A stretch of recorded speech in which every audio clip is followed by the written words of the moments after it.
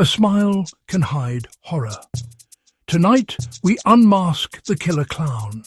They called him Pogo the Clown, or Patches. A bright suit, a painted smile, a fixture at children's parties and charity events across suburban Chicago. He was a man admired, a pillar of the community. But beneath the paint, a darkness was taking root, one planted decades earlier. Born in 1942, John Wayne Gacy's childhood was starved of affection. He was a boy, desperate to please a hard alcoholic father who belittled and beat him, forever falling short of an impossible standard. A congenital heart condition and a head injury led to blackouts, further isolating him and fueling his father's contempt. Plagued by illness and abuse, he developed a deep, insatiable hunger for control. By the 1970s, he had meticulously built a life of perfect respectability. A successful contractor, a local Democratic precinct captain, the kind of man who gets his photograph taken with the First Lady. He hosted sprawling neighborhood barbecues, his generosity a constant calculated performance. Power, he had learned, could be a costume, and he wore many. His most effective lure was the promise of work. He made a point to hire local teenage boys and young men who needed a start, offering them jobs at his construction company. They looked up to him. They trusted him. This trust would be their undoing. In his garage, he kept props for what he called a magic trick: rope, handcuffs. He'd boast about his escape artistry, demonstrating a simple rope trick before introducing the cuffs. Once his victim was restrained, the performance ended.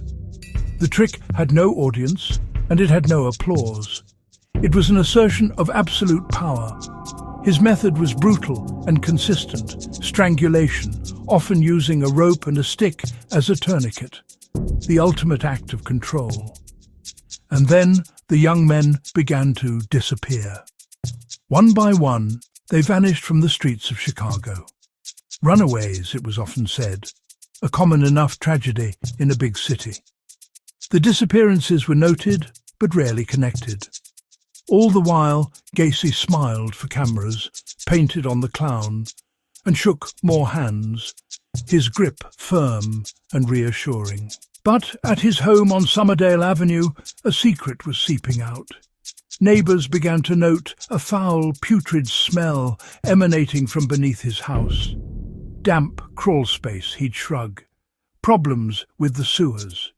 He even poured lime into the earth below his home to mask the odor of decay. And life carried on until it simply could not. December 11th, 1978. A 15-year-old boy, Robert Peast, doesn't come home from his part-time job at a pharmacy. He was last seen talking to a local contractor about a better-paying summer job. That contractor was John Wayne Gacy. This time, detectives looked twice. Piest was a reliable kid from a stable family.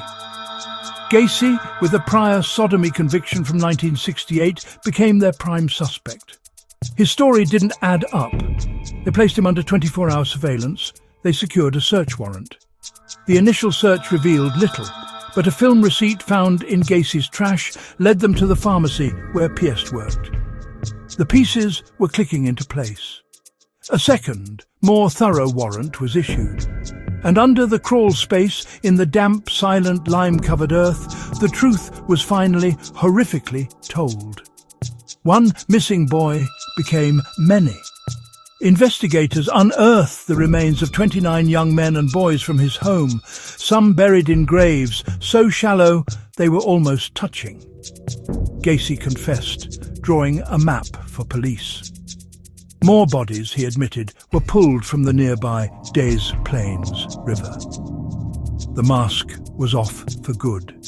33 murdered at least by the man who made balloon animals for children. The scale of his crimes shocked the nation. Tried in 1980, his defense team argued for insanity. But the jury saw only calculated evil. He was convicted on 33 counts of murder. After 14 years on death row, John Wayne Gacy was executed by lethal injection in 1994. The House of Horrors on Somerdale Avenue is gone now, its address erased from the map. But the lesson lingers, a chilling reminder. Evil often wears a smile. It can be a pillar of the community, a friendly neighbour, someone who knows your street by name. Because monsters rarely look like monsters, they look like us. Subscribe for more content.